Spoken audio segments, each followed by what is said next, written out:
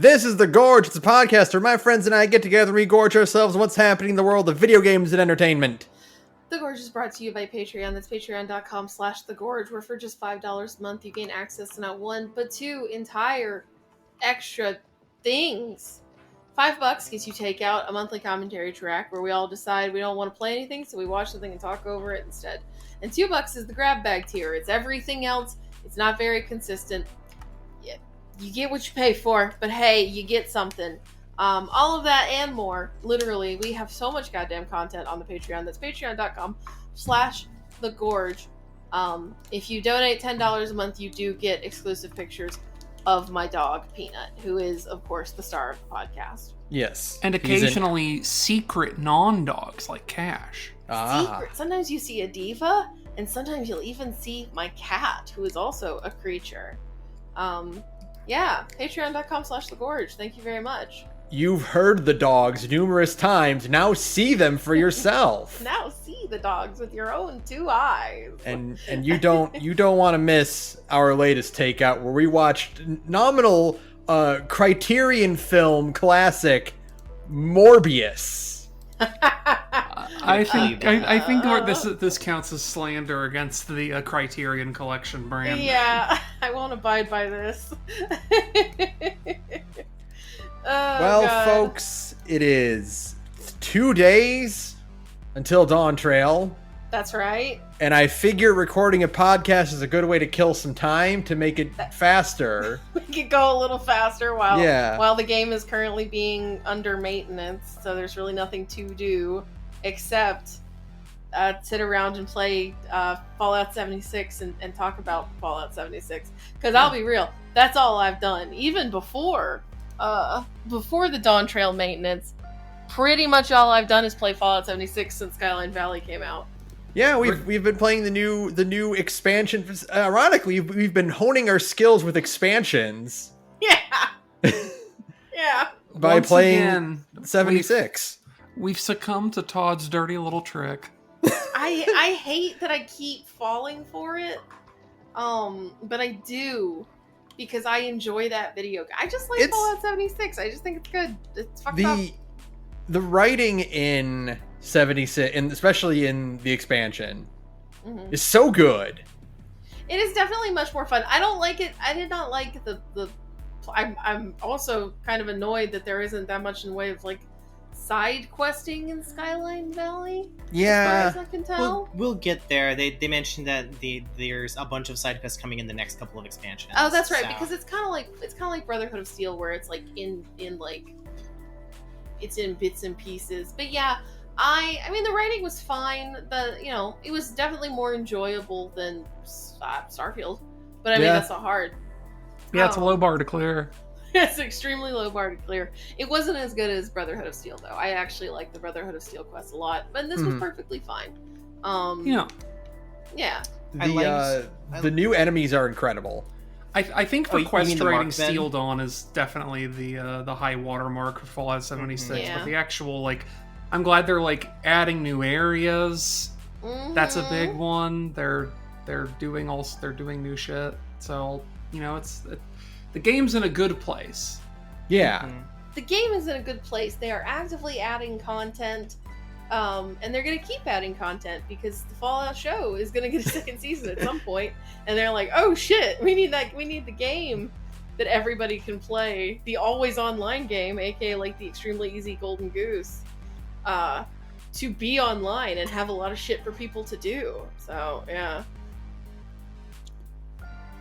Yeah, I'm just very it's just such a good chill out, goof around, do building, occasionally go join a bunch of other idiots doing some kind of big raid boss or whatever, and think maybe you're contributing. I'm not sure. I never feel like I'm doing a whole lot of damage in those things, but the number's going down, so It's a cumulative effect. I'm in my silly Catboy power armor, and I have a big thing that shoots great big balls of fire that explode and burn things to death instantly. So, it's doing something for me. Yeah, absolutely. It's, I don't know, it's fun, it's good. I enjoyed the thing, and I'm looking forward to more. and I just want to play more Fallout 7. Basically, as soon as I get off this call, I'm gonna go play more Fallout 76. Surprise! Fallout 76 asked the brave question: what if Fallout 4, but you could play as a Warhammer Space Marine and fight dragons?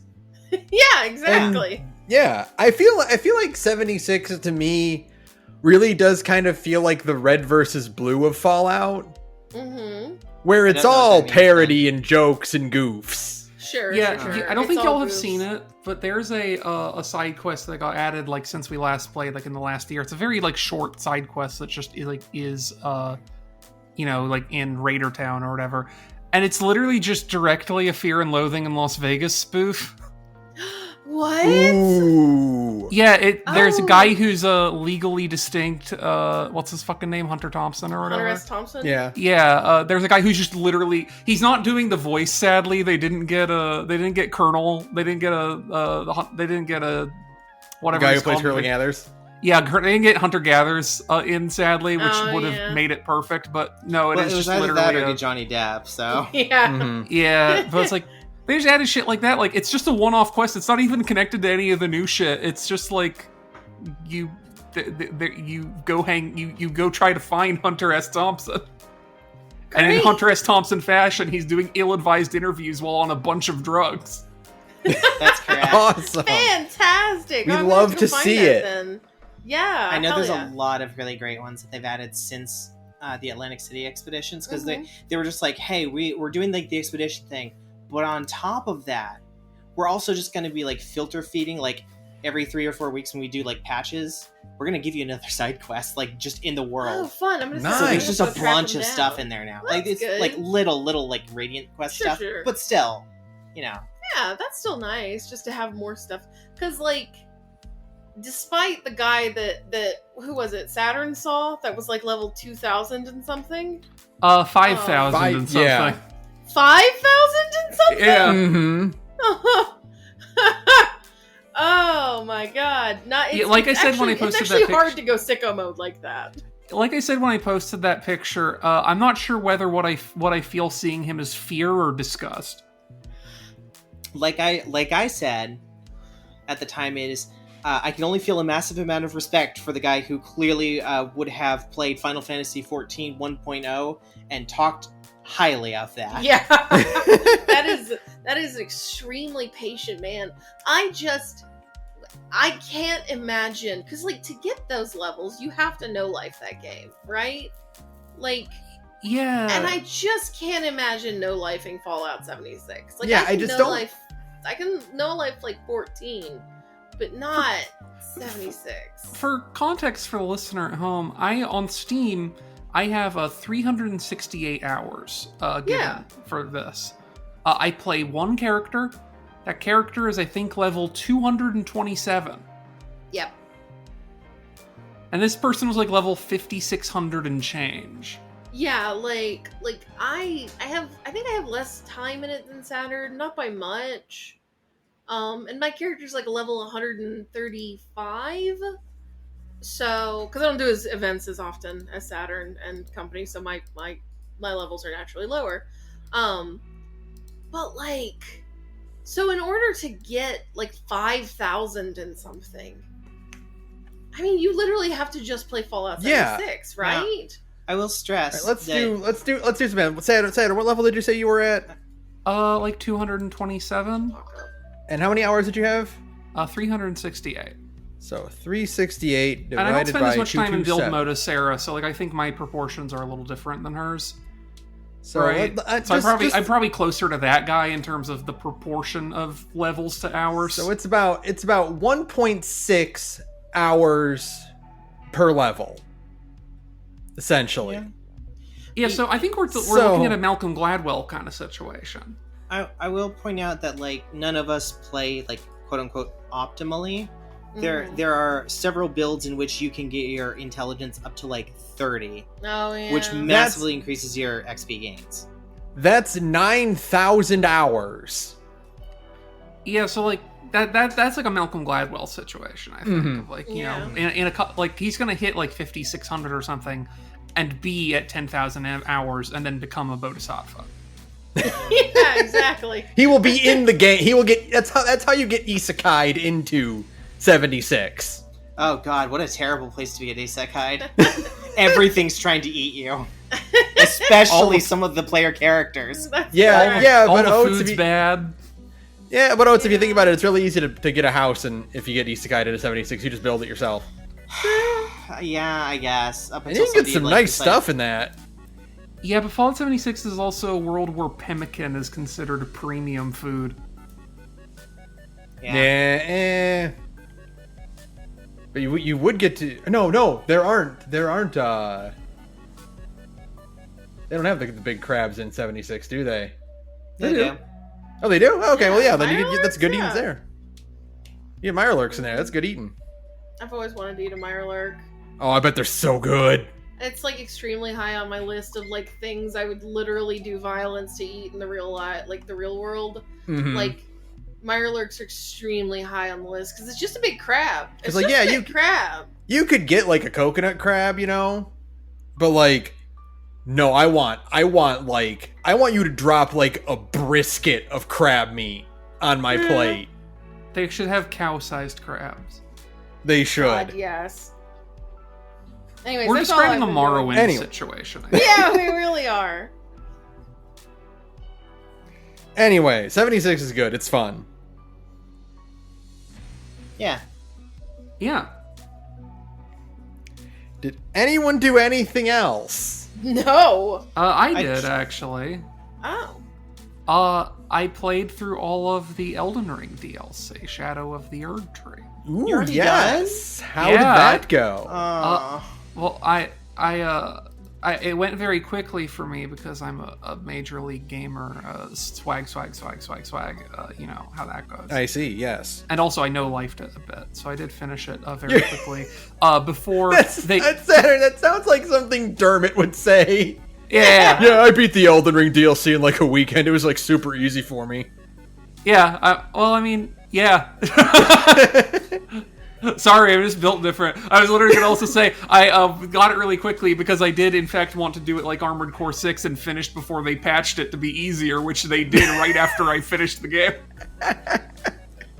I'm sad that I didn't get it up and got it. Like, I didn't get Elden Ring up and running in time, but like, I don't have my save on the cloud, so I knew I'd have to start over.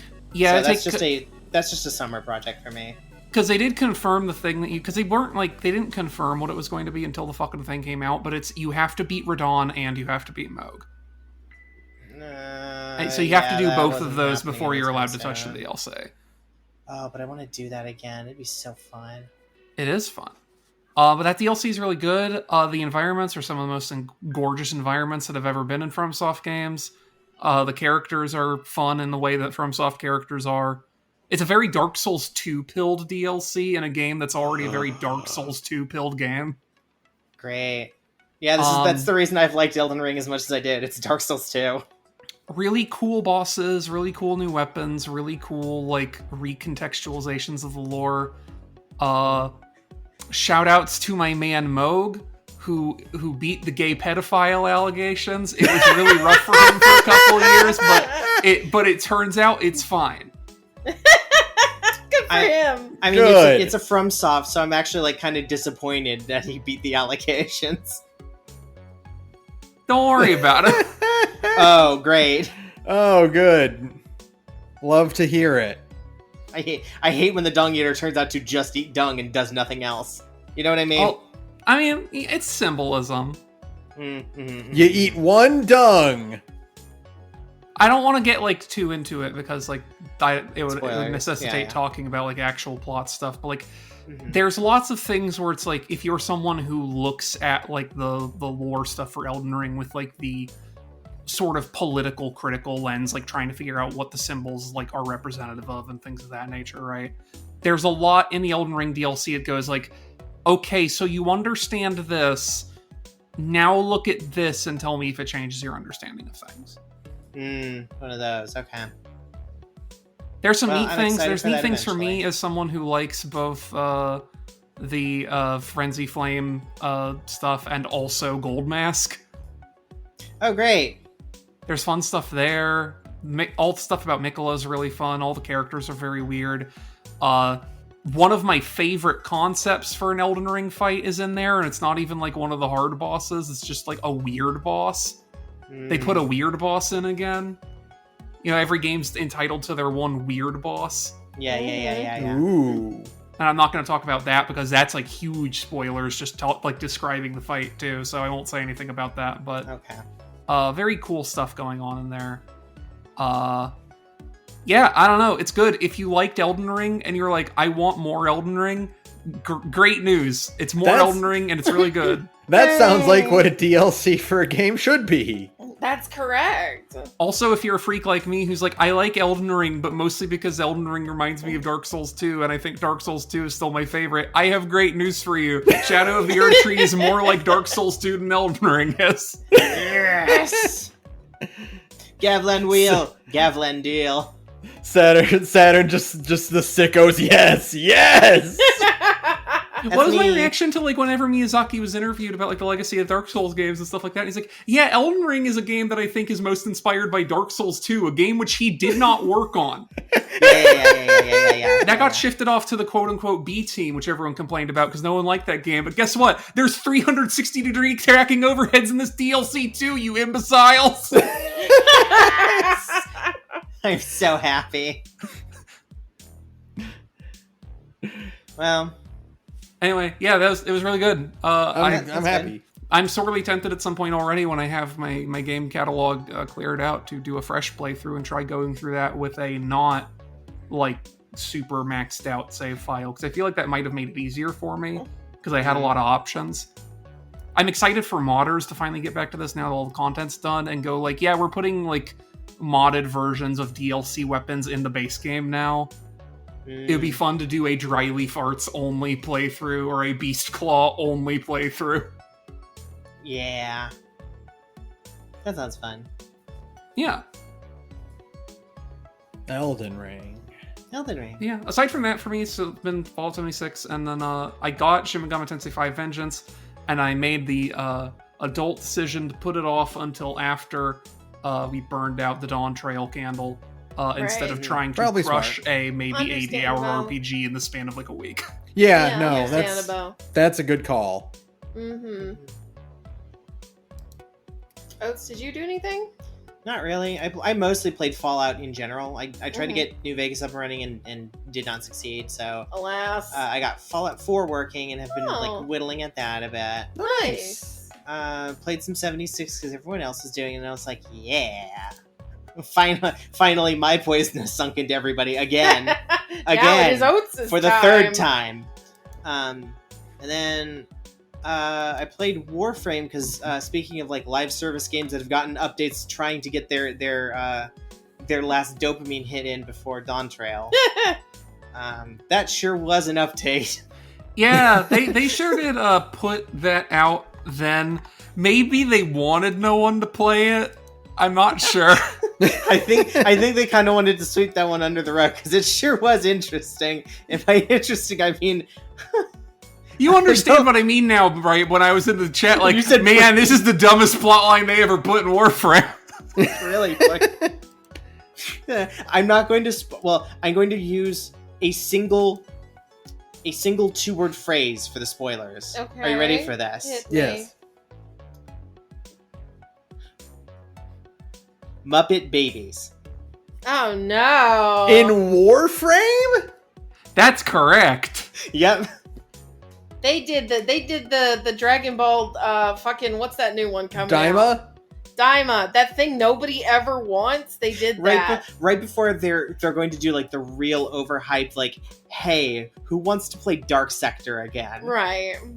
No. I'm just like, oh wow, okay. I can't imagine where this plotline is possibly going either, because I have to stress, it is the most out of left field stupid shit in the world. It so feels funny. like someone put fan fiction in the video game. I love that. But not like good Sara fan fiction, where it feels like an extension of the canon of the game and the tone and themes of the game.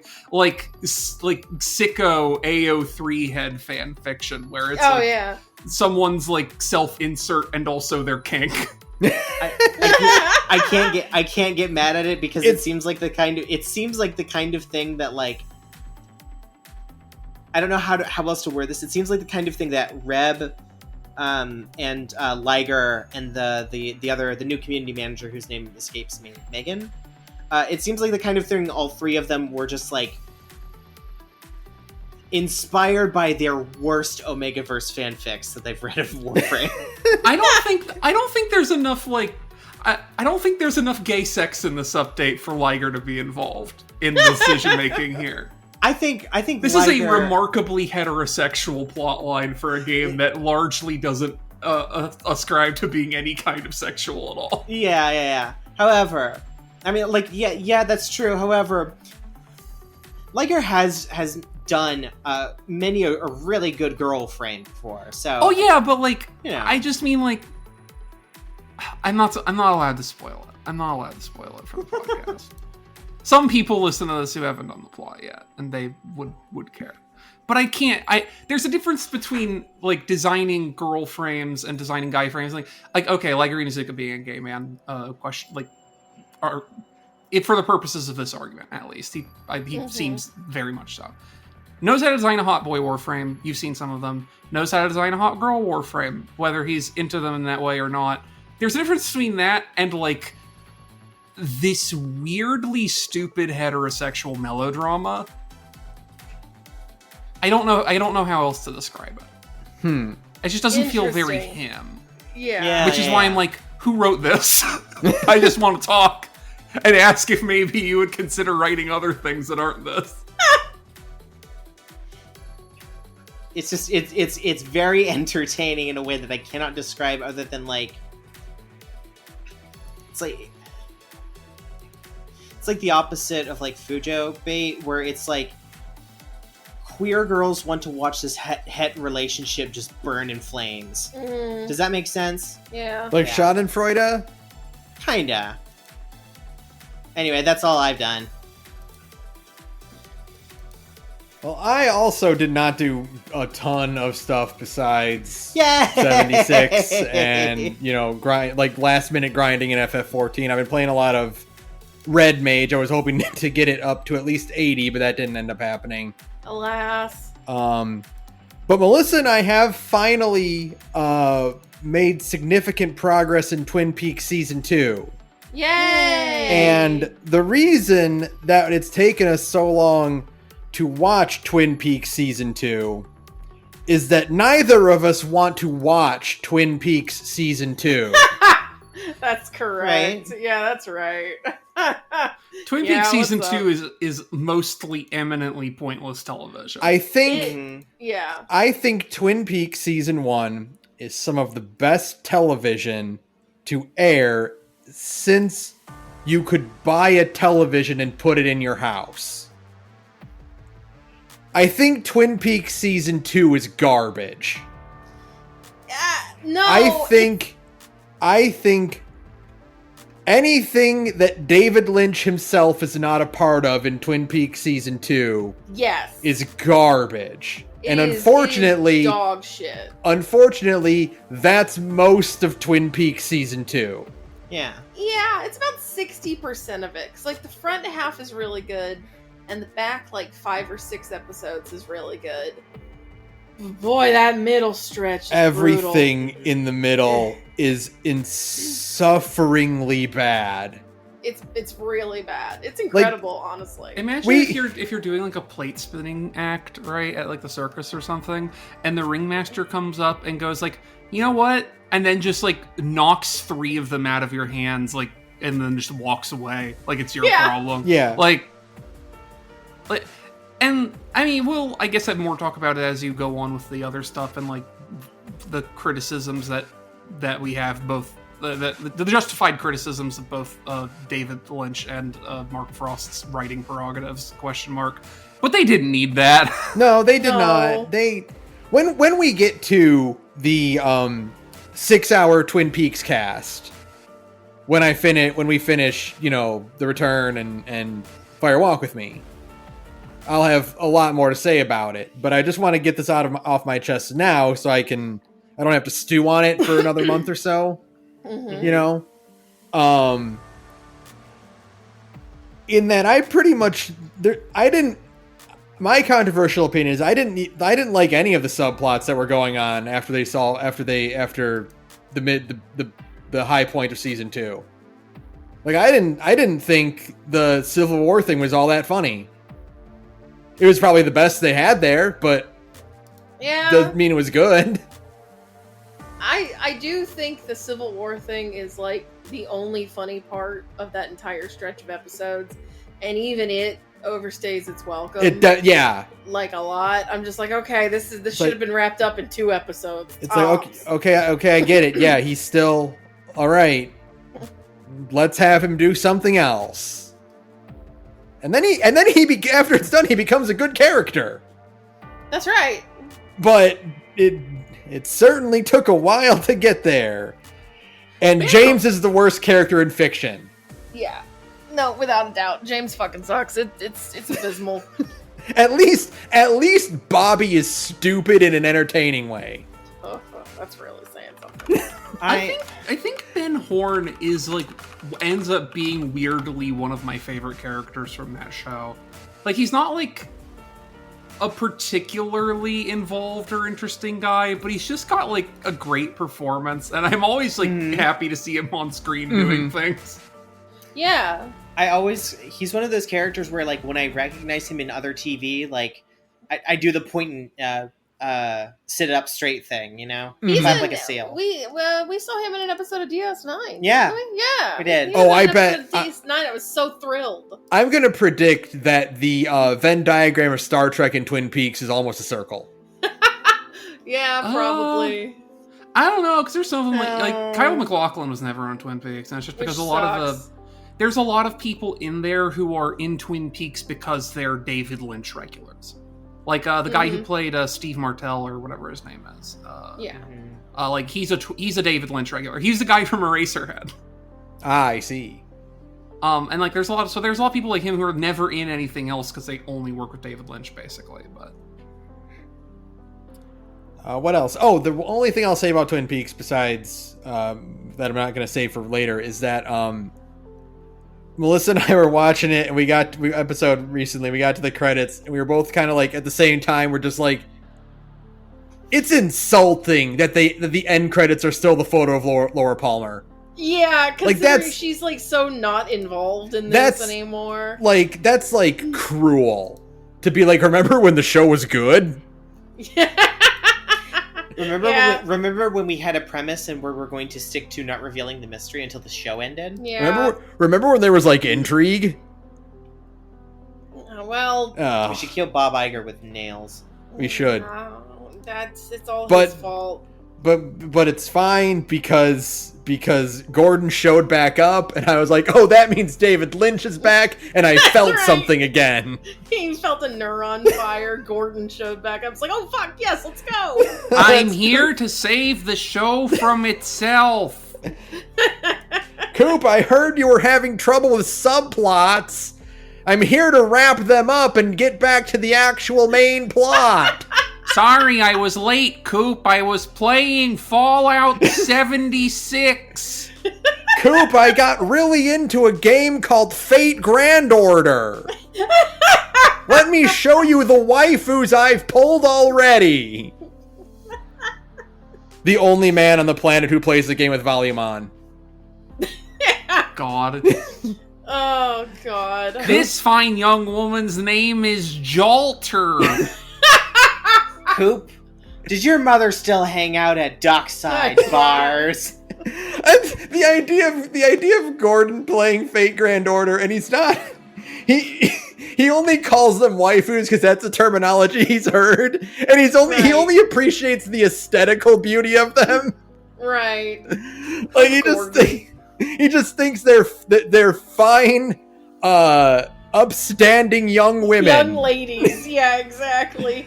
Agent Gordon Cole is innocently reading plot and then gets to a battle screen and he just goes, "What the hell is this crap?" And then he throws his phone across the I'm fascinated by the tales that Shezarade weaves. There's a reason I got her to level 100. I simply appreciate the yarns she can spin. Only other thing I did that's worth noting is I watched the 3rd episode of Via Verde.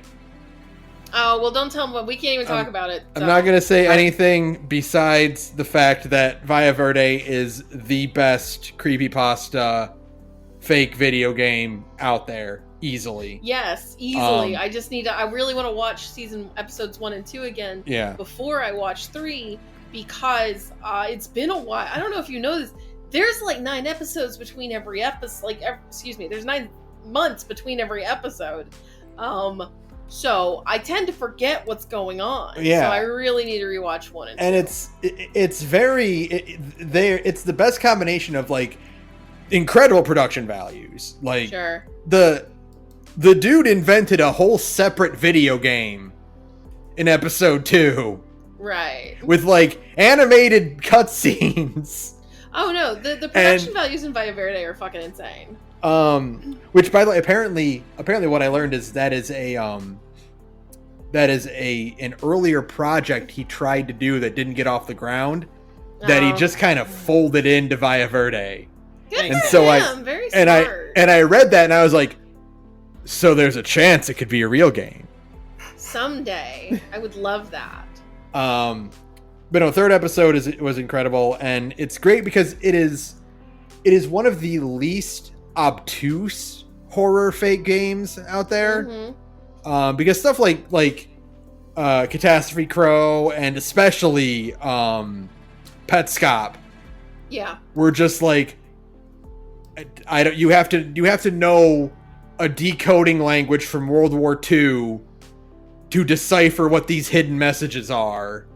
Petscop was more like, it was definitely more about like decoding stuff, where Via Verde is just about like storytelling stuff. Yeah, right? very, very creepy, well done visuals. Very good. 3rd episode is astonishing. I can't wait for you to watch it so we can talk about it. Yeah, I will very soon. I'm looking forward to it. But that's it. The other problem is I can't watch it while I work. Right. It's in subtitle. It's got subtitles. Mm-hmm. So like I'm just like, every time I look away to do my work, I'm like, fuck, I missed something. So, yeah. I have to like sit down and watch it one night. Bless you. But yeah, that's really all I did worth talking about. I'm just kind of spinning my wheels until Dawn Trail comes out. That's right. 4-day vacation soon. So let's talk about the things that have happened. All right, hit me with some news, Ben. Captain Blood official re-reveal trailer. What is this? So Captain Blood is a game that has been in development since the 2000s and was last seen in 2010, and finally has an official release date. What developer? This sounds like some guy project. Good question. It sounds like it sounds like it sounds like if you're not making it up, then it's from the same guy who does that Mad Bean video game series. Yeah. But either way, it looks like. Remember when we did Halloween one year? We played a bunch of Devil May Cry knockoffs. Yeah, that was fun. And most of them were pretty good, actually. Uh-huh. That's what this is. I'm going to post a trailer here. You can just kind of click in and check out a little bit of it. It looks like a Devil May Cry knockoff. And it looks like a PS2 game, which I love. I think I'm always saying this, we need more PS2 games. I agree. Hold on, I gotta Shin Megami Tensei Vengeance ad before the video. So just remind me, like, hey, buy Vengeance. I'm like, I'm working on it. We got stuff. We got other RPGs to play. There's so much going on. What do you want from me? God, this really is a PS2-esque looking guy. Yeah, this is a PS2 game. God damn. Okay. Sure. Okay. cool. So yeah, I mean, I think it looks pretty interesting, and apparently it's a game that just has been stop and go for a long time. So yeah, awesome. Yeah. This could be the food fight of video games. This very well, we could get blessed with some real dog shit to admire. This is like a lot of things, like Stellar Blade, for instance. This is going to be the best 7 out of 10 or the worst 1 out of 10. There's no Right. middle ground. Next, speaking of things coming back from the grave, Oh no. Spaceballs sequel in development at Amazon MGM with Josh Gad starring, Mel Brooks producing. If they don't call it The Search for More Money, then there's no point. Well, yeah, it's got to be The Search for More Money. I think that by striking while the iron is ice cold, they have waited for the perfect time for it to loop back around to being blisteringly hot again. Mm-hmm. Yeah, the iron has never been colder. This is Vichyssoise. The You time want to this to release- be cold. The time to release this would have been immediately after the last new trilogy Star Wars movie, and they still waited for several years past that. The further out it gets, the funnier it is the Yeah, thing. exactly. Hey, when did the first one come out? Or the most recent one, I guess? I forget if there 87. was anymore. God, Twin Peaks eat your heart out. Yeah. Wait, hold on. 87. When did I'll see you again in 30 fucking years.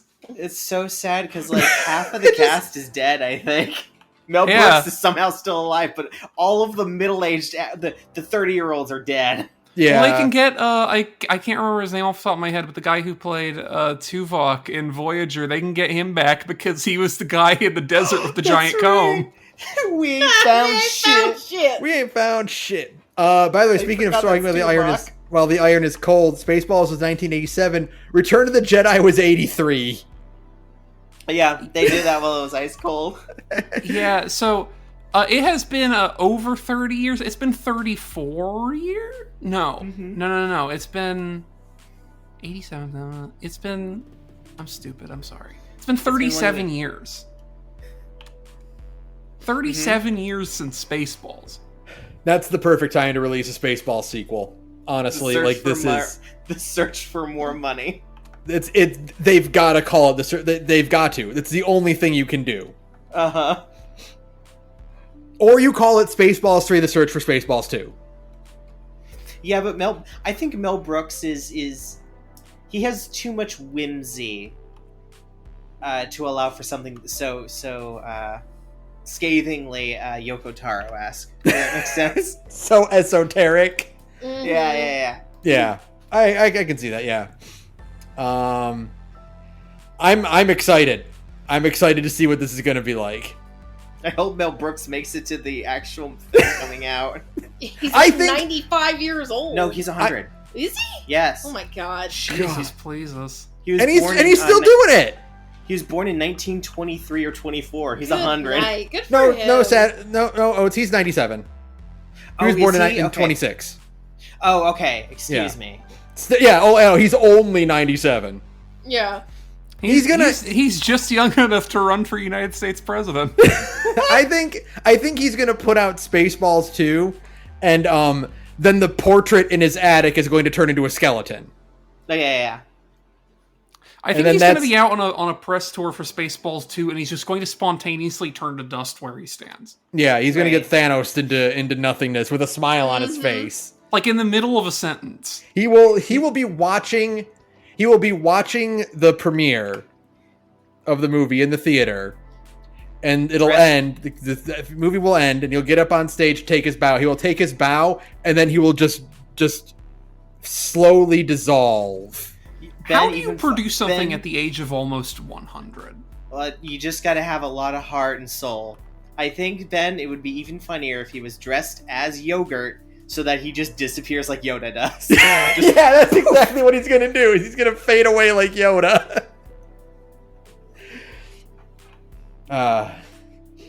Spaceballs, the unnecessary reboot.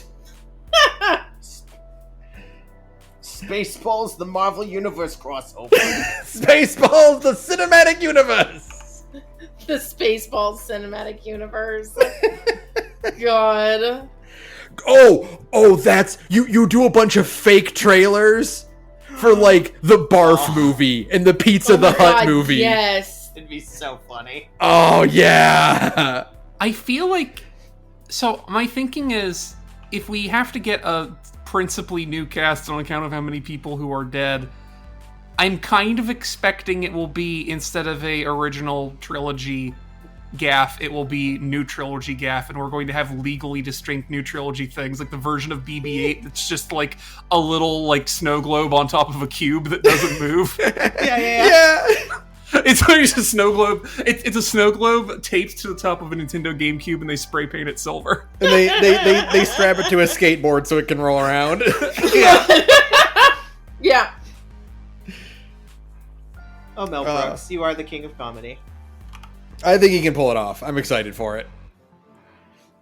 Speaking of exciting things, hey, we had a pretty good Nintendo Direct. I Yeah. suppose we did. We did. I still never saw it.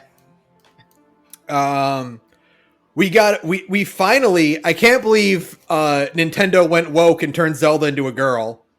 That's right. Every company's doing it nowadays. I know. It's so bad. That game looks fun as hell, by It the looks way. great. Oh, Echoes of Wisdom looks like so much fun. I'm glad that we finally have a sequel to the Oracle of Seasons and Ages games where there is one game that is more action focused, which is A Link to the Past, and then we have another one that's incredibly puzzles focused, which is this Zelda one is named. It's very funny that the game where we can play as Zelda has her wielding a wand. Like some kind of wand of Gamelon. Some kind of wand of Gamelon. Yeah, exactly. Could you imagine how hard everyone would pog out if this is like canonizing Wand of Gamelon somehow? In some Probably regard. my favorite news thing that keeps coming out, like from like normie news, right?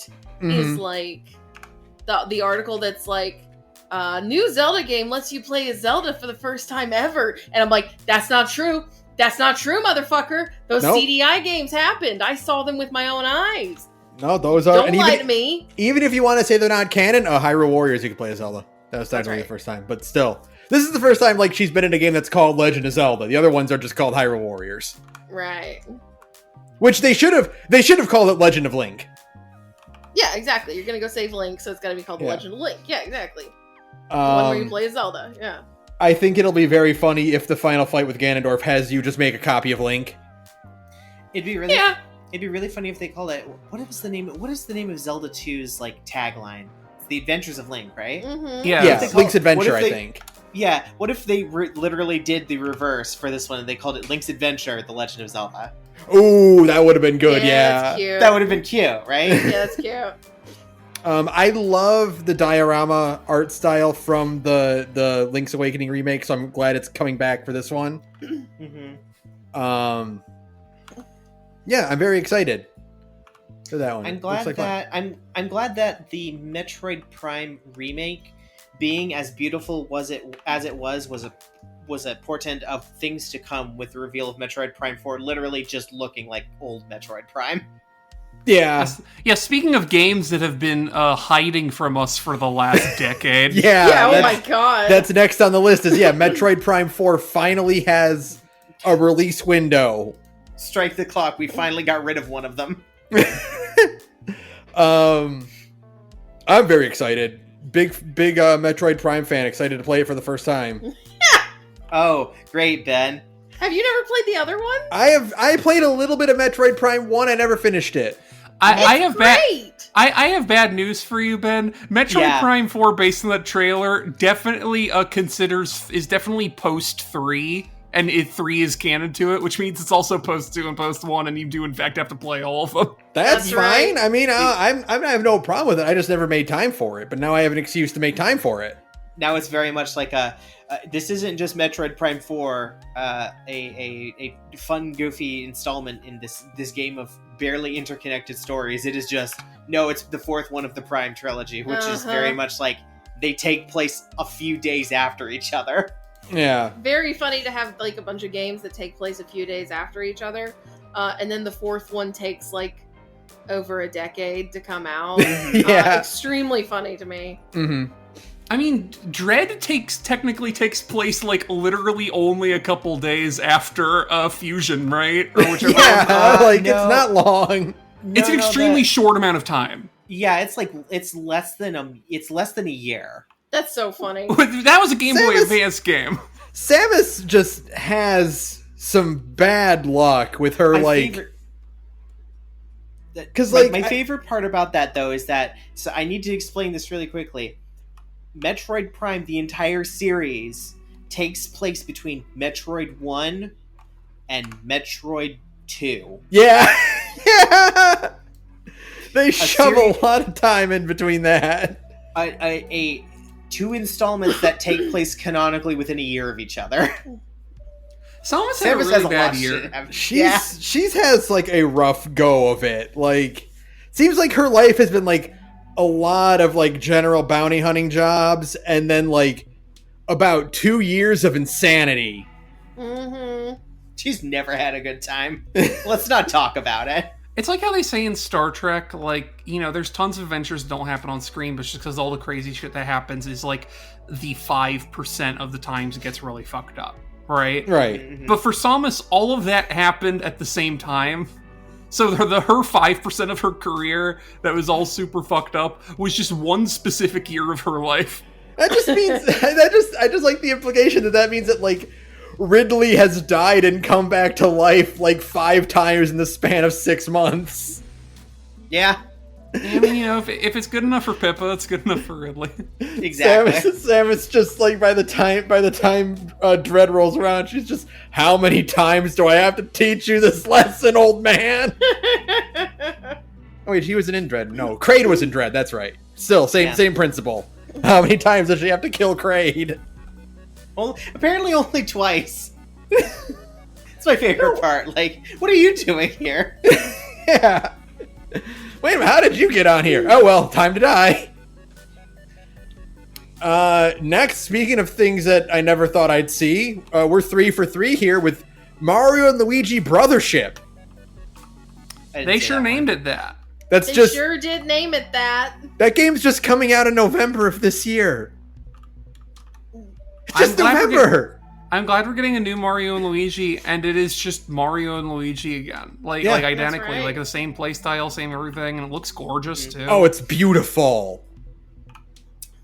And This one is of all, 2024 is really shaping up to be the year of like RPGs just coming out of nowhere. Right? It's insane like how many cool looking RPGs are coming out that came out this year alone. I don't have time for all of them. It's fucked up. I still never got the 1,000-Year Door remake, and I'm not gonna make time for that for quite a fucking while. I am definitely going to make time for Brothership though. This game looks so much fun. I'm gonna make time for Brothership, but it's only gonna be because by that time, I'm pretty sure I'll have made time for and finished Shin Megami Tensei 5. Hopefully. God willing. As notorious Mario fan blog Super Mario Broth pointed out, this is the first time the word brother has been spelled out in a Mario game. Maybe they just realized they couldn't call it broship. Yeah. That's like a whole genre on AO3. You can't call it that. Mhm. That's also a whole genre of person on Twitter that like 16-year-olds get mad at you for being. Right. I think that's how that works. Yeah, constantly. I don't know. I'm the secret third thing, an adult with a job. That's right. I like that they're putting. Someone pointed out that the shot of Mario and Luigi kicking the Koopa shell back and forth is apparently an Inazuma 11 reference. Oh, that's funny. Like the specific pose Mario takes when he kicks the shell at the enemy is specifically from that. Spectacular. Speaking of more JRPGs, Dragon Quest III HD 2D is coming out in November of this year. Then Dragon Quest 1 and 2 HD 2D are in 2025. They're just sending those games out. I mean, I guess not. There's really nothing happening in November. You're not really sending that one out to die. I mean, it's Dragon Quest. They can't send Dragon Quest to die. It's Yeah. impossible. Yeah, That Dragon game will Quest sell sells just exactly as well as it needs to for them to continue making it. Yeah, exactly. Which also means that, Square Enix is going to be like, we should just continue doing this, and then we will finally get Secret of Evermore HD2. Yeah. Oh, please. Again. Like I said in the podcast a while ago, they're running out of games for it to not be Chrono Trigger. Yeah. That's right. Okay? I feel like they're just literally on the wind-up of like, no, every single HD2D game is practice for Chrono Trigger. I would believe that, yeah. It's like the way Resident Evil 8 was very clearly practice to make Resident Evil 4 HD. Uh-huh. They've got Dragon Quest 1, 2, and 3 to get out, and then they're gonna do Secret of Evermore next. Oh, please do Secret of Evermore HD. I would lose my goddamn mind if Nintendo acknowledged Secret of Evermore. I would just love for there to be, like, I haven't been buying them really, but I would love for there just be more HD2D games. They're very pretty to look at, and it feels like a really approachable, affordable way to make a JRPG of old scale. Yeah. I love Secret of Evermore because I think out of all of the things that we could, like, talk about on the Gorge in a roundup, that is the one that is the most like, oh, Ben just talks for a solid 2 hours about like his childhood, because Secret of Evermore is just, for the most part, is just like, I don't know how to describe it. The main character is a guy who would like, he's written like he is an MST3K character. It's so funny. He's Marty McFly for one thing. Yeah. So of course he's Ben's favorite character. I love him. He's such a weirdo. I would love to LP Secret of Evermore at some point, because it's been so long since I actually played it. But I want to tell the story of Secret of Evermore for me. Ooh, okay. My personal story. I have a story, and it's very funny because of how it ties into my existence as a person. When I was very little, my aunt, who was a hairdresser, would cut my hair for me. Like, we would just go to, my mom would take me to her house. She'd hang out with her sister for a while and cut my hair. Mm-hmm. And while they're doing their mom thing and talking, I would go up and play my cousin's SNES games, because he had the ones that I didn't have, like Mega Man X and like all the, like, Donkey Kong and all the good ones. And then one day he showed me this game about time travel, where you travel through time and your dog would turn into the different, like, equivalent of dogs of that era. And it was Secret of Evermore, and I didn't really know what it was. I was just like, oh, it's so cool. Like, your dog is a wolf in the prehistoric time, and then your dog is a little poodle in the 1800s France time period. It's so cool. It's so fun. And then the next time, like, a couple months go by, next time I go over there to get my hair cut, I'm like, hey, can we play the time travel game again? And he's like, yeah. And he puts in Chrono Trigger. Oh, yeah. And I'm like, well, this isn't the game I was talking about, but this is so much better. Yeah. And that's how I played Chrono Trigger for the first time. And it defined me as a person. It rewrote your brain chemistry. Yeah. I love, one of my favorite things about Secret of Evermore is that it plays like incredibly similar to Secret of Mana. So I similarly had a very similar experience of like being kind of confused, because I was always like, I want to play the one that has like the ring menu, because it has the Secret series notably has like a, even back in the day, you never actually paused in game, you just pulled up a menu and the game would continue moving on around you, and it had like a cute little like a radio ring of options that you could do. And Secret of Evermore did the exact same thing, despite being made by a different company, because at the time it was Enix and Squaresoft. Yes. Back before the Spirits Within destroyed everything. Ah, yes. Those were the days. Those were the days. It all comes back to Spirits Within. It funny enough, literally all does come back to Spirits Within, which I think is hilarious. Mm-hmm. Very funny that Secrets of Mana and Secrets of Evermore have so much in common, despite being made by two opposite companies, who would then merge into one company. Yeah. And it's so funny. All the more reason. Isn't that what we're all hoping for?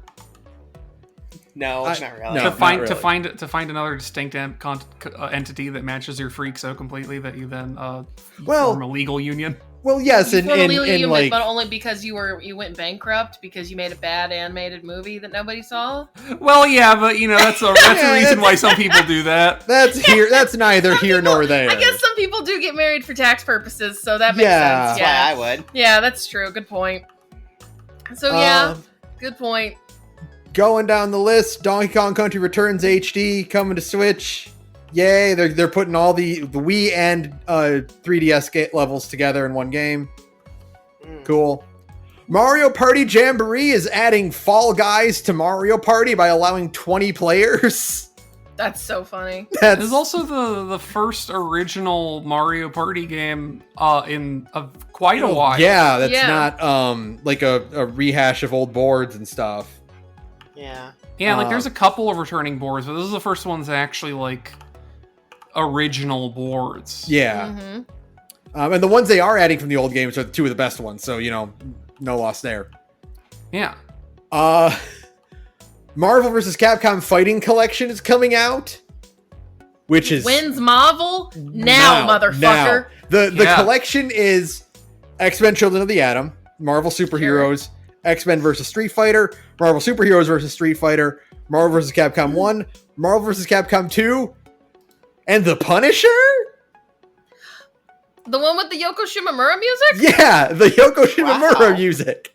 Cool. Why not? Sure. I want to I'm going to make up a guy right now, which is guy who played Kingdom Hearts and went, "Wait a minute, that sounds like the Punisher soundtrack." Yeah. It could be anyone, maybe even someone you know. Think before you speak hate.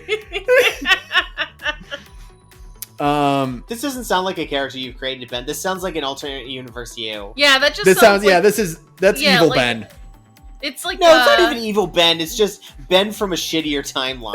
yeah, this is. I mean, like, because all the pieces are still there, right? Yeah. As they Right. often say, but for the grace of God, there go I. This is Ben if this is Ben if Dick Cheney got voted into office. Right. instead of Obama. Yeah, exactly. It occurs to me, I think the person we're describing is playing Kingdom Hearts and hearing Yoko Shimomura music and going, wait, is this the Punisher composer? I think the person we're describing is Matt McMuscles.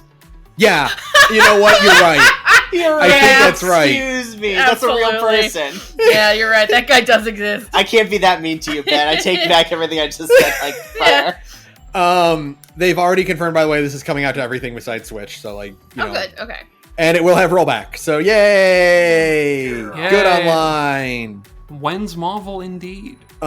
Seeing all of the Bengus art in HD is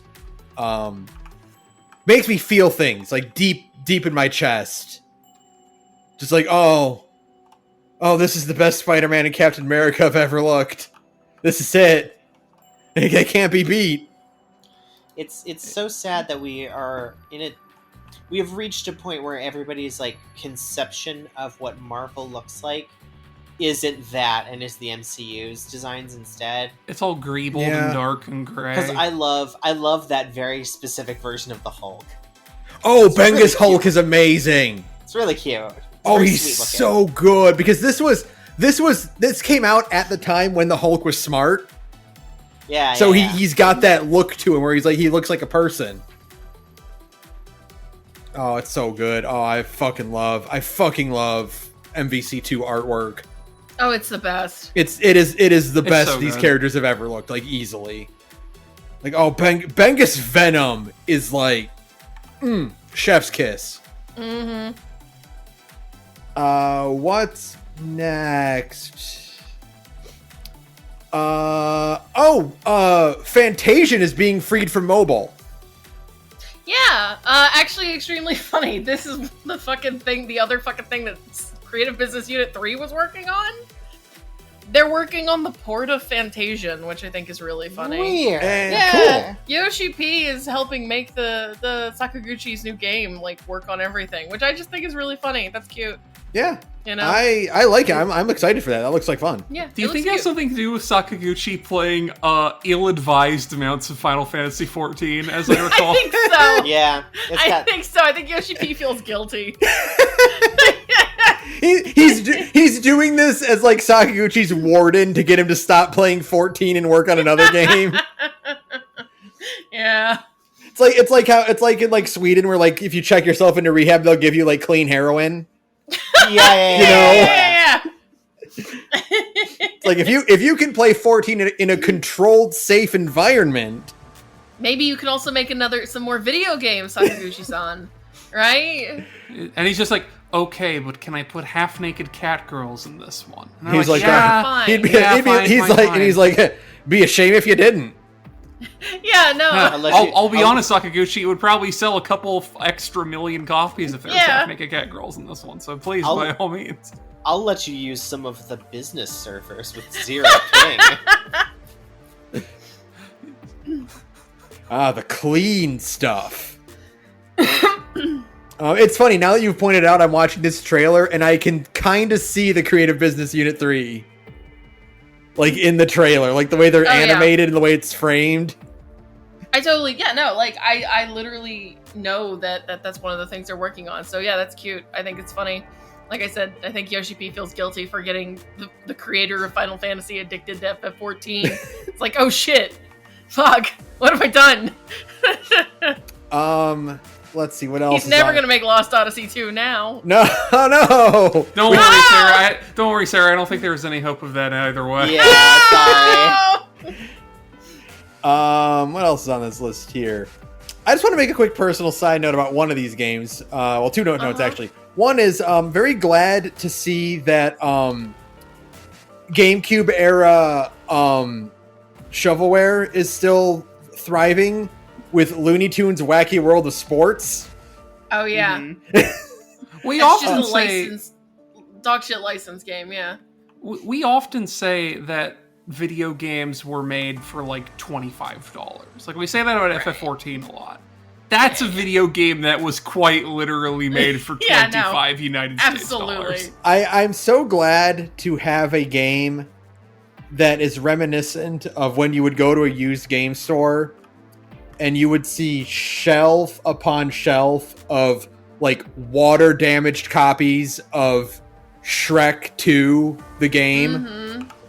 That is, and they're all for like 35 cents because like they just can't get rid of them.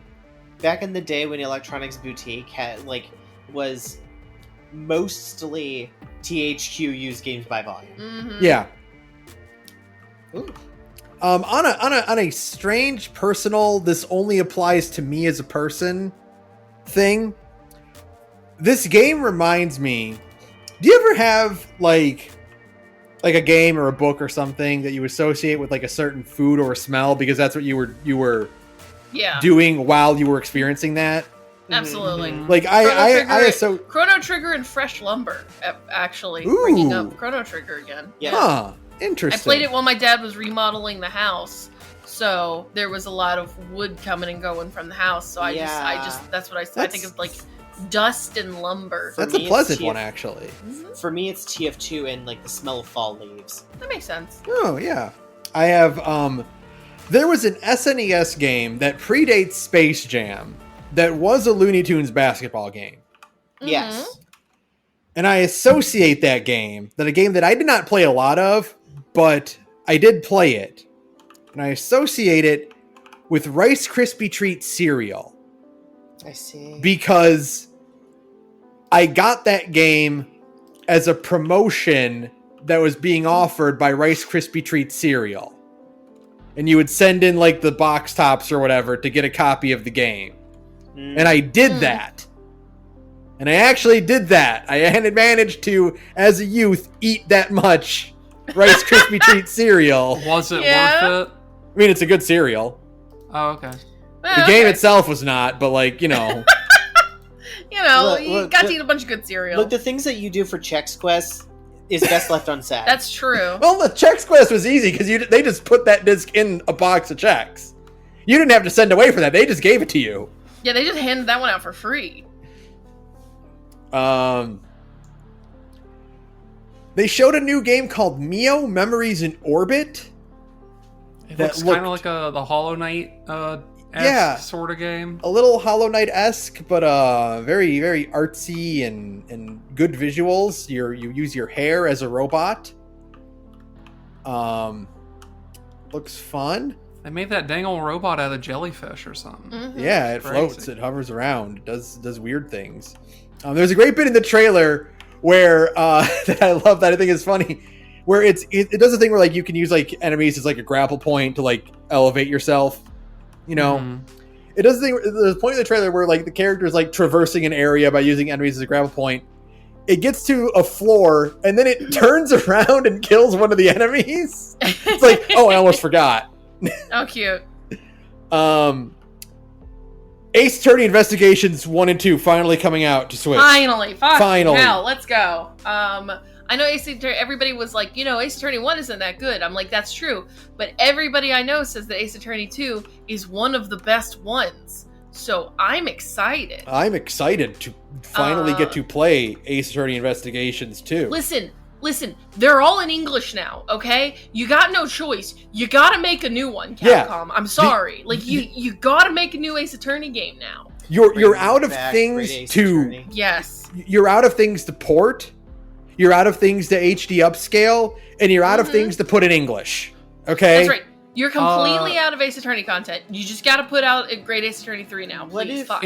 Instructions unclear. We made a third Monster Hunter Stories game. You know, God damn it, Capcom! I'm not driving everybody's hopes up too much about this, but Mhm. it's entirely possible that they have been basically spinning their wheels because they've been in development hell with a third one. Maybe. Does It's Shutakumi possible. still work at Capcom? Hold on. I think he does. Shutakumi. I think he's literally a freelancer, so he can just get pulled in at any time. Does he still? Is he a free? He's at Capcom. He's still at Capcom. Okay, thank God. He's a Okay. designer, director, and writer at Capcom, yeah. Cool, because I'm like, well, I guess I did have that brief moment where I was like, if Shutakumi had left Capcom, I don't want another Ace Attorney game, but he's still there, so it's fine. Yeah, he's- but make a third his- Great Ace Attorney. It's fine. His last work, he was a quest writer for Monster Hunter Riders, so he's still Hey, active. Hey, amazing. Yeah.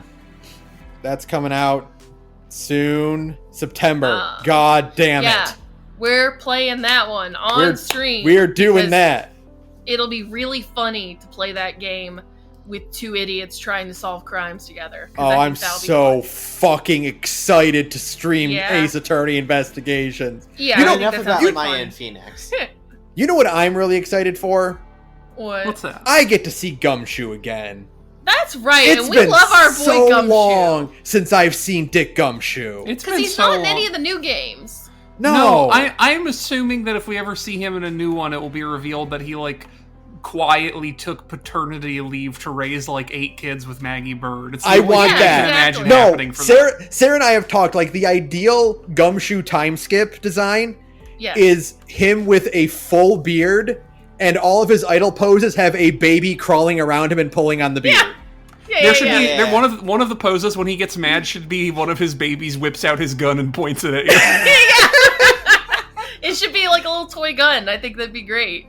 Like, no, I 100% want that. I want to see Gumshoe again very badly because he's my big sweet boy. And yeah, please make more Ace Attorney games. Please. It's bad enough that Devil May Cry 5 sold like a fucking shit zillion copies and then hasn't gotten a sequel yet. Yeah. And Great Ace Attorney also did well. So you should make a third one of those. Please make a third one of those. I'm wilting. There are 2 more games that I just wanted to point out because it's weird that the guy who wrote Fairy Tail got to make 2 games in this direct. Yeah. He got to do Fairy Tail 2. It's just called Fairy Tail 2. Again, speaking of games where the iron is like ice cold. Yeah. But then he's doing the art for a farming monster game called Okay. Farmigia? I think they called it Farmagia. Farmagia? Maggie? Farmaggio. Sure. Formaggio! That is a cheese. I'm so hungry. I want cheese really badly Yeah. right now, actually. That one looks kind of clever. If I liked the Fairy Tail artist more, might be more interested. Oh, I meant to say the thing I heard about Fairy Tail 2 is that it's not that it's a sequel to Fairy Tail. It's that when they made that original Fairy Tail game, the fucking comic hadn't ended yet, Oh, That's funny. And so literally Fairy Tail 2 is just the final arc of the comic that was not actually adapted into the video game. That's funny. Same. It's very strange to me, by the way, that Fairy Tail, Hiro Mashima, and Akira Toriyama are the only manga artists that I know of who do art for other things. Yeah, I mean, good for him. I mean, it's just like being a mangaka is such hard work. You don't really have time to do a whole lot else. Like the only reason that the Land of the Lustrous author could find time to be a concept artist for Pokemon is that she spent a lot of time not drawing Land of the Lustrous. Yeah, exactly. Yeah, exactly. But I mean, like, you know, when your series ends, like why hasn't Hiromu Arakawa done like a game? I think that's entirely because like that might not just be a passion for them. Maybe because I know for a fact that like Oda has basically said like, oh yeah, I'm going to go the Akira Toriyama route and just be the next Dragon Quest artist after I'm done with One Piece because I don't want to do comics again. Wait, hold on, I'm doing some mental math here. By the time the next Dragon Quest game comes out, he might be done with One Piece, so that would work out perfectly. You're right. You're right. Also, like Akira Toriyama did it in part because Akira Toriyama's favorite thing is to draw a complicated thing once. Yeah, and then yeah, exactly. And then go, fuck, now I gotta make him do stuff. Yeah, exactly. So going a thing where it's like you draw a concept art and then some other tool turns it into a thing that moves around on screen. That sounds like gravy for him. Yeah. So you have to be that kind of artist, I think, to really want maybe that. Maybe if Oda takes over as the if Oda takes over as the Dragon Quest guy, for one thing, that'd be great because like his dream is to you know carry on the legacy of Toriyama, obviously. Other thing is great is he might get to see his kids now if he's not constantly fucking working on manga. He can still scratch the itch to draw things, but like now he can actually go on vacation. I wonder if the Baki author ever repaired his tenuous relationship with his family. No, I think he's doing that on purpose to fuel Baki. Yeah. He's like, no, I can't have a good relationship with my family, or else Baki won't be legit. I guess that's true. That's it for the Direct. Fantastic Direct. That was great. Nintendo won E3 without trying again. Yeah, because everyone else has missed the point. Yeah, it's very strange to me. That's like, because like I obviously have a lot of issues with the way Nintendo is run as a company and the decisions they make, and the fact that they seem to constantly have their finger off the pulse of what people want. But they're still the company that started doing directs, and B, the only company that knows how to do them correctly and consistently. Absolutely. Next, we gotta have a bad one. So Embracer rolls out new AI policy to, quote, massively enhance game development. It's not going to go anywhere because they can't make games because they're too busy shutting down their companies. So yeah, what does it matter? This is a press announcement made because the people who still own stake in Embracer need to want to be calmed down. Yeah, this is the press conference that you say the building is on fire. Don't worry, we've ordered more liquid, and the gasoline truck rolls in. Yeah. And it's like a nothing. It's extremely nothing burger. They probably have rolled out some we're gonna start using AI to make our games faster, but who's making games over there? Who's making games there? Yeah, exactly. Their production pipeline is extremely on fire anyways. This doesn't matter. This is like Saturn said, it's literally just to make shareholders of Embracer Group go they're hey, how are you supposed to make video games if you fired everybody who makes your fucking video games? They're like, oh, we'll use AI. It's the newest grift. Yeah, right? they're jingling keys in front of shareholders. It's the same thing as doing NFTs. It's 2 years ago, it was like, okay, well, how are we going to make more money off of our video games? Oh, we'll do NFTs. Now it's, we'll use AI. Whatever, who cares? Next, Limited Run Games announces over 20 new physical releases at LRG 32024. LRG is a scam anyways. Yeah. I've heard there's nothing but horror stories about how long it takes you to actually get fucking something fulfilled from them and whether or not you get it fulfilled. It's the interesting thing about the LRG release is, oh hey, look at all this stuff that'll come out on digital.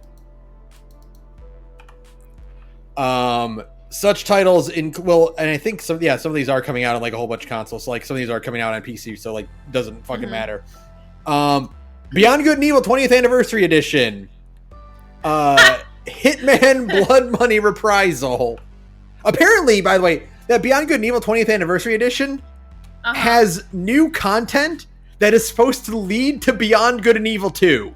They're delusional. They're insane. I think you can say anything in that leads to Beyond Good and Evil 2 if you know for a fact that game doesn't exist and is never going to come out. Well, no, it does exist. It's called Starfield Outlaws. Or Star Wars Outlaws. I wish Starfield was half as good as Star Wars Outlaws. Yeah.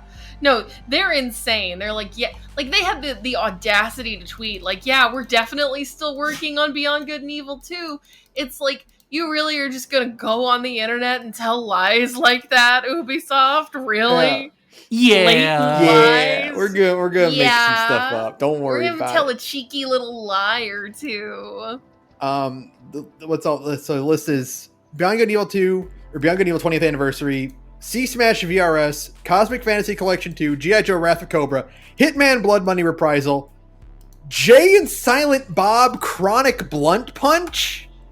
What? Apparently, there's a Jay and Silent Bob video game. Is it just Toe Jam and Earl, like, reskinned? I can only imagine it's that. Right? Like, it has to just be a reskin of a Toe Jam and Earl game, doesn't it? Like, that's all it could be. That's all it could be. If it's not that, then it's literally just a reskin of a Sam & Max game. Yeah, exactly. Those are all the same games. The screenshots make it look like it's a beat 'em up. That can't be true. No, that owns Double Dragon, but with Jay and Silent Bob. I love that idea. I will play that. 100% I will play Jay and Silent Bob being up. That sounds great. Yeah. Fuck off. Lollipop Chainsaw Repop, which apparently will not have any of the licensed music in it, obviously. No, of course not. Then why read? Yeah, exactly. Good. Because they said as a compromise, they made the gameplay good. Oh, good. That's nice. So, I mean, that's good. It's just like that. I'm sorry, there's not really any reason to play that game if I can't hear my self-indulgence in it. You get it on PC, and then you wait for someone to make the mod that puts the old music back in. That's right. I guess that's true, and I guess they can't take away, like, unless they redo the voice acting for some stupid reason, they can't get away all the stunt casting they did for getting the actual musicians from the bands that were in it to be characters in the game. Yeah. Is it coming out to Steam? Let me just make sure it is coming out to Steam.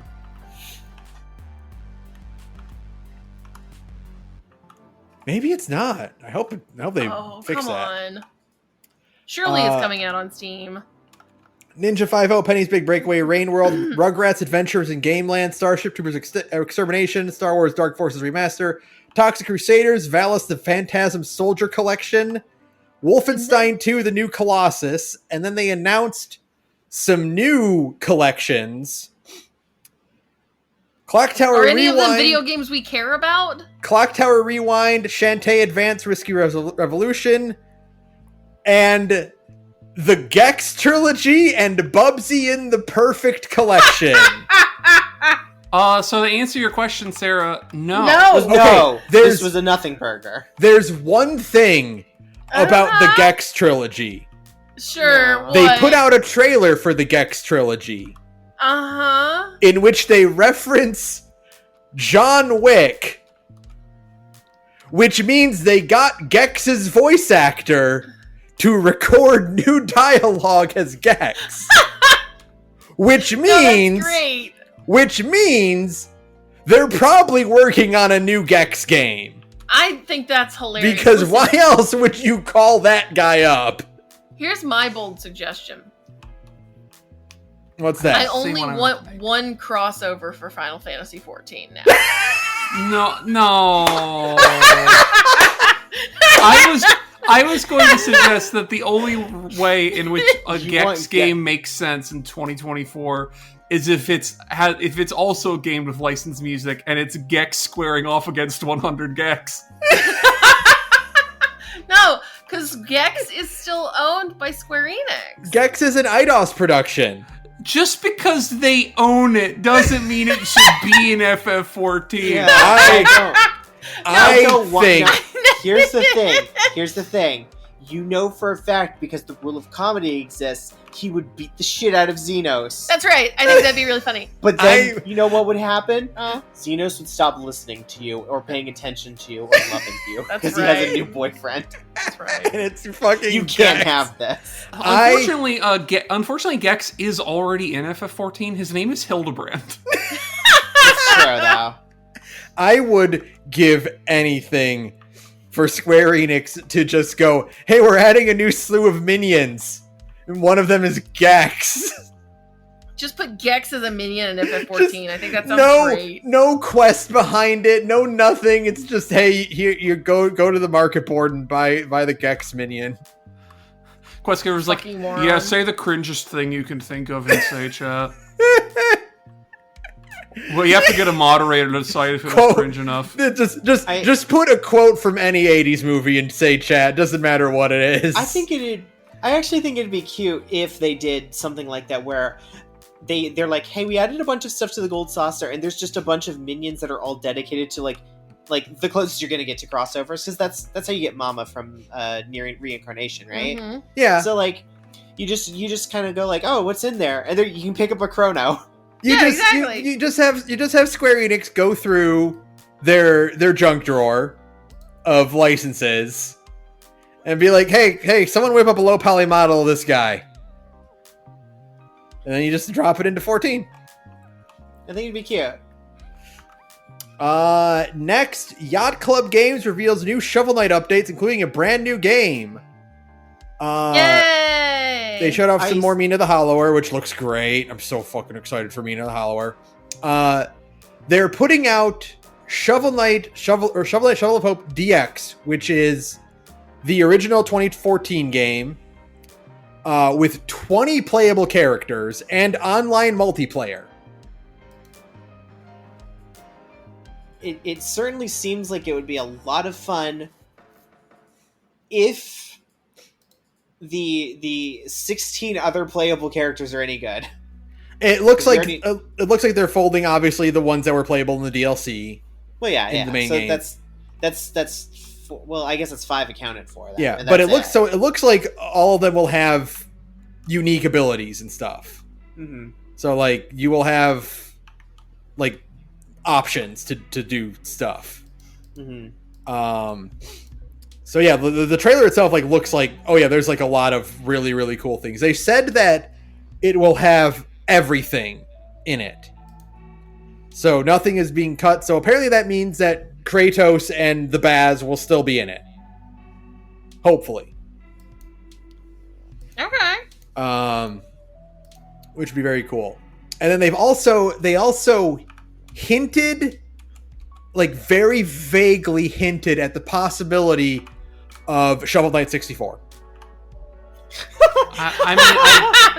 I guess they need to continue making games to exist, because they did make the one and then just kind of it's been that. Oh, it would be so funny if they did, and it's instead of being like a Castlevania / Mega Man game, it's Mega Man Legends. So it's a tank controlled really shitty PS1 shooter. Oh, Yeah. I would love that.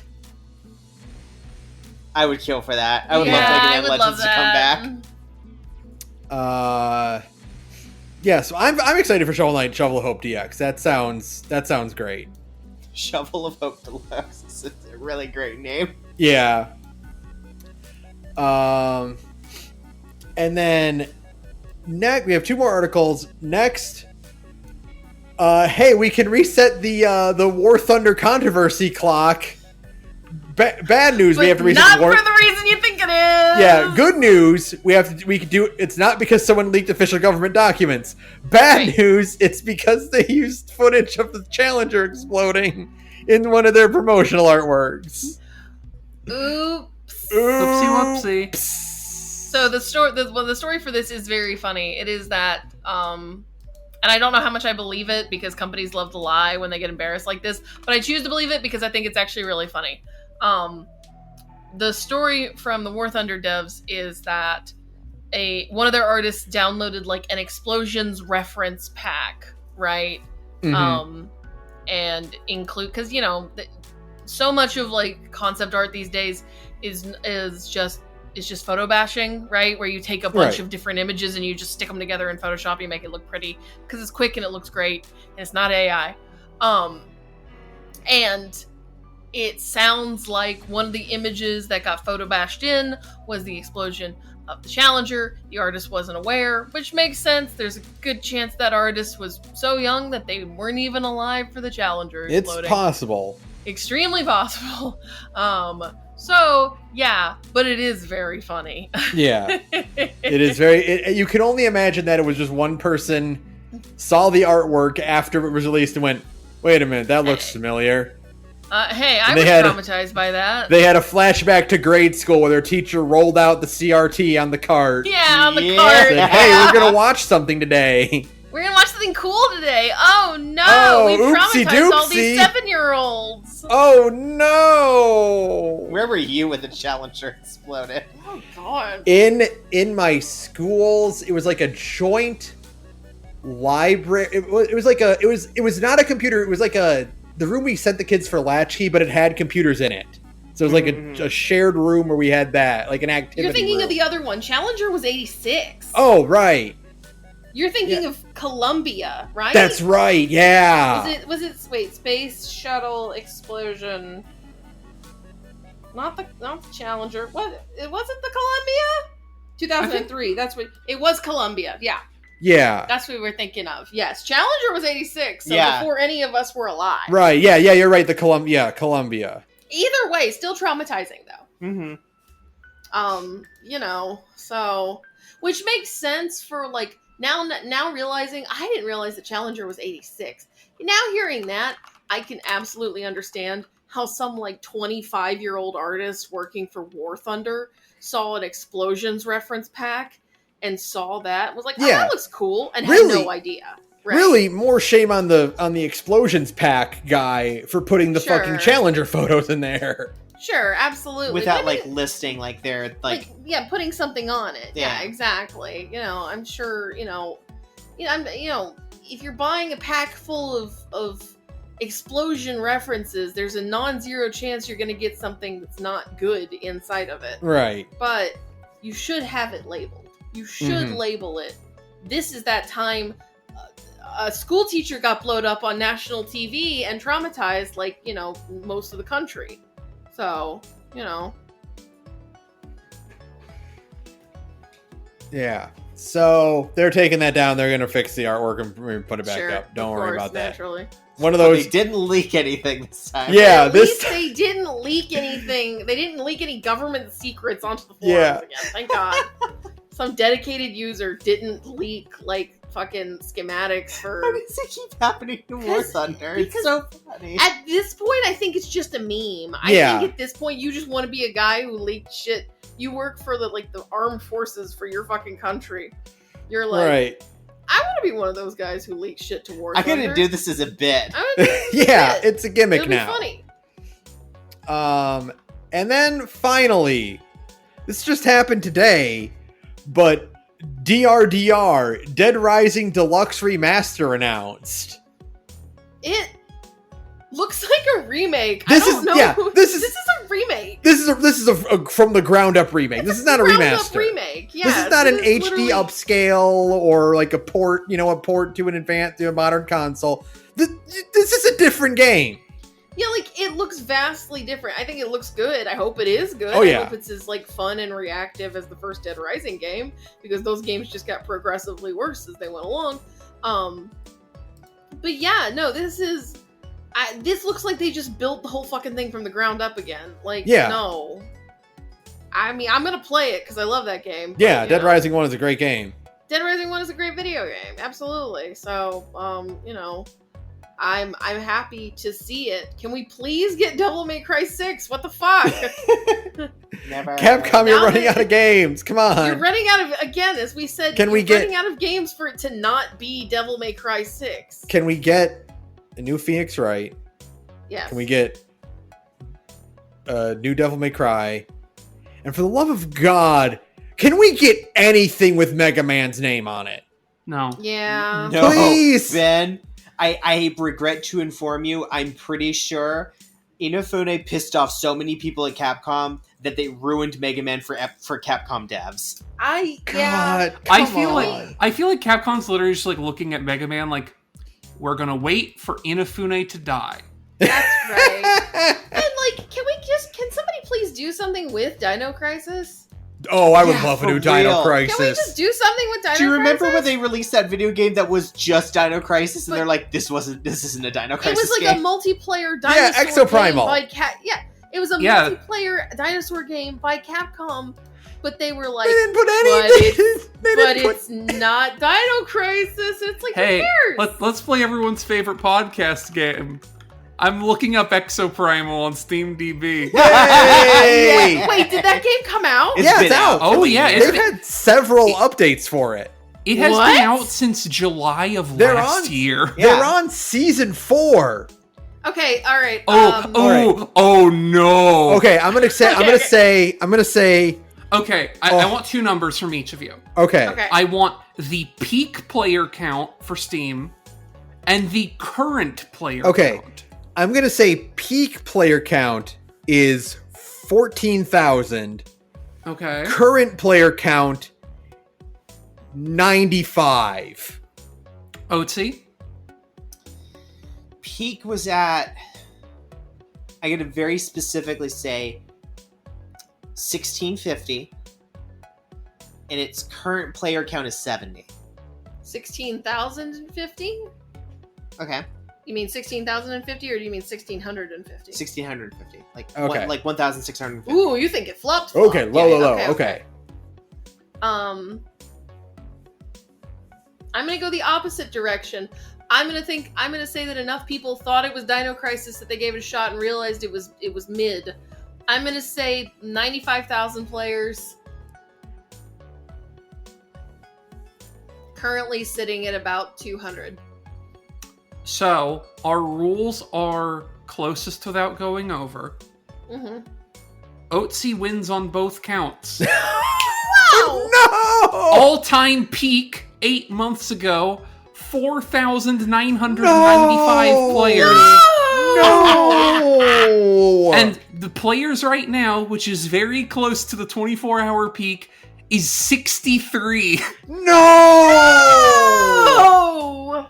Oh god! I'm so good. That game 63. turbo flopped. Oh Uh, my that- god! Finger is on the pulse. Now, again, this is only for Steam, to be Yeah, fair. but- The owner estimates for this, by the way, for SteamDB, low end 75k, high end 160k. Oh no! Oh, that's not good. That's a low No. number. If you Capcom, had- that's very bad. Literally, if you had called it Dino Crisis 5, it instantly Yeah. solved the problem. It could have Well, gotten it's that no problem. push. No, here's the thing. It's 2024. You just call it Dino Crisis. You But call the it- thing is, like, that would have at least doubled the sales and player count. Yeah. Absolutely. Amazing. Capcom, just Oh yeah, that give game us, flopped hard. give us a No, that Dino game Crisis. Wow, that game flopped super hard. That's fucking insane. I want to see a Dino Crisis on the RE engine so Oh bad. my I god, think. oh, it'd be beautiful. It would be so fucking good. I want to see some RE engine like mutant dinosaur. Because like you can't just do normal dinosaurs, right? We've already They've gotta, done that they've with gotta normal have, dinosaurs. yeah, they've gotta They have gotta be fucked up. freak Yeah. stuff. They gotta be freaky dinosaurs. Yeah, exactly. I want to see some RE engine fucked up dinosaurs. Is that so much to ask? RE Engine could give us incredibly cool, like, feathered dinosaurs. Yeah, I want to Yeah. see some fucked up, like really like weird looking dinosaurs. I want some with feathers. I want some that are just big lizards. I want it all, baby. I want to see some cool dinosaurs, and I want to kill them. I want to see a close-up of a dinosaur's eye as it like tries to track you. Like that would look Yeah, so yeah, fucking yeah, good yeah. in the RE engine. I just want that. I want so much of that. Please, is it so much to ask? I don't want another Resident Evil game. I want Dino Crisis 4. I want Dino. I don't want Resident Evil. I want Dead Rising and Dino Crisis. And Devil May Cry. What is up with all these D games? What the fuck? The three, the Put double, them the all the out. 3Ds. The Capcom is in the 3D. pocket of Big D, which is to say, the One Piece character. Yeah. Is that it? That's it. That Dead Rising Cool. remake looks. That Dead Rising remake looks good as fuck. That's not a remaster. That's a remake. You can't call That's it a remaster. You're doing everything from the ground up. Yeah. You're lying to people. I mean, it's a good lie because Yeah. it looks nice. But Don't still. be humble. Now the thing is, are we gonna see that this cutscene is completely new in an engine, and then we get to the game, and the game is very obviously like just AI upscaled assets from the original game? No way, I actually love that idea. Yeah, I think that'd be really funny. Yeah, they should do that. Yeah, this is the only cutscene that looks like this. Right. They remade the entire game out of Unity store assets. Okay, well, Ben, take us out of here. That'll do it for us. Thank you to Adventuria for using background music. You can follow us all on our social medias. Email us at thegorgepodcast@gmail.com. Join our Discord, again, to see cool pictures of Sarah's dogs. Talk to us about 14 when Dawn Trail comes out in 2 days. Come check us out on Twitch when we're streaming stuff. Not for a while, but when Dawn Trail's done, we'll go back to streaming stuff. We'll be streaming stuff when Ace Attorney Investigations comes out. That's for damn sure. Yeah, that's it. Patreon.com/thegorge.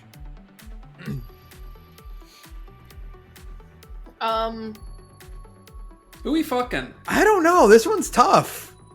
It wasn't too bad news. Like, there wasn't too much bad news, really. No, I got it. Fuck Ubisoft for lying to us. Beyond Good and Evil 2 does not exist. It's not real. Guys, it's not real. It's not coming fake. out. Just stop. Stop Fucking- pissing on me and telling me it's raining. Exactly. Like, it's not a real video. I'm sorry. I don't understand. I do suspect that the Beyond Good and Evil 2 situation is the same as Skull and Bones, wherein they have now like gotten themselves so entangled in local tax law that they can't can't officially cancel it, or like some government hitman is going to show up and burn their office to the ground and kill everybody inside, right? They're in hot water with the French mafia to put out Beyond Good and Evil 2. They have to exactly. Potemkin Village Beyond Good and Evil 2 until the exact moment their company goes bankrupt. Right. Otherwise, it's all over for them, right? Like, Yeah. they'll just send somebody to kill all of them, you know. Saturn, can we have one last podcast round? Are you able to check Skull and Bones on Steam? Did that game come out? That game came out. Yeah, it did come What? That out. game came out in like February. What? Yeah. Yeah. We talked about it, Sarah. Did came we? out- Yeah. We did. Babies, I deleted that one from my memory. I actually I'm- don't know if it came out on Steam. That might be an That's Epic okay. Store exclusive, maybe. Oh, they're trying to hide their No. shame. It's on I Ubisoft's can't- own platform. Well, it's on Ubisoft's own platform. I know it's on Epic. Yeah, that's a shame. Yeah, okay. So they're Oh yeah, hiding it has a Epic. Steam DB entry, but I don't think it came out on Steam yet. I think they had timed Okay. exclusivity with Epic or something. Wow, because, they I, really I know set it's that on one up to Epic. die. Wow. What is the Metacritic score on that fucking thing? I didn't even realize it come out. It's bad. We can guess the Metacritic score. I'm gonna say Oh yeah, I hadn't looked it up. So Saturn has. I'm pulling it up. I'm pulling up right now. I'm going to say 33. Oats. Oh, you know, do we want to do two scores again? Have the meta score and the user score? Yes. Yeah. Ben? Meta score. I'll say is. I'm gonna say it's got a reviewer bump. I'm gonna say 65 for the meta score, 33 for the reviewer score. Oats. 72 for the reviewer score. And I want to say, like, it's going to be, like, insane diehard fans with the Ubisoft thing. So it's going to be, like, inflated and say, all like, very similarly, like, 68 or so. I'm gonna say 59 for the meta score and 25 for the user score. Closest without going over for the first one is Sarah, who got the meta score exactly correct. That is a Damn. 59. Ooh. Hell yeah!